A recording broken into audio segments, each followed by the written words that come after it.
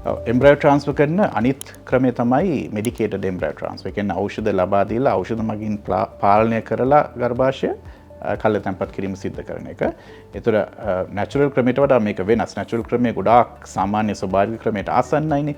මේකෙදි අපිට ඇඟ ඇතුලෙන් නිෂ්පාදනය වෙන හෝමෝන සියල්ල පිටතින් ලබා දීම තමයි සිද්ධ වෙන්නේ. ප්‍රධාන වශයෙන්ම වැදගත් වෙන්නේ ඊස්ට්‍රජන් හා ප්‍රොජෙස්ටරෝන් කියන හෝමෝන.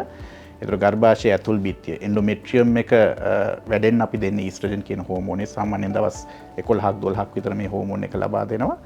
ඒ අවශ්‍ය ගණකම ආවට පස්සේ ස්කෑන් පරීක්ෂණයක් මගින් ඒක නිරීක්ෂණය කළා. ඊට පස්සේ ප්‍රොජෙස්ටරෝන් කියන දෙවන හෝමෝන් එක ලබා දීම සිද්ධ කරනවා. ප්‍රොජෙස්ටරෝන් කියන හෝමෝන් එක දවස් 5ක් විතර දුන්නාට පස්සේ තමයි කලල තැන්පත් කිරීම සිද්ධ වෙන්නේ. ඒතර ගොඩක් වෙලාවට නැචරල් සයිකල් එකත් එක්ක කම්පෙයාර් කරනකොට අර කැන්සලේෂන් රිස්ක් එක නැචරල් සයිකල් එකේදී බිත්තරේ හරියට වැඩුන්නේ නැත්නම් එහෙම නැත්නම් බිත්තර පිට වෙන වෙලාව හොයාගත්තේ නැත්නම් අපිට කල්ල තැන්පත් කිරීම ගැන විශ්වාස කරන්න බෑනේ. ඒතකොට ගොඩක් වෙලාවට ඒක කැන්සල් කරන්න වෙනවා. නමුත් මේ මෙඩිකේටඩ් සයිකල් එකේදී ඒ ප්‍රශ්නේ අපිට මගහැරව ගන්න පුළුවන්.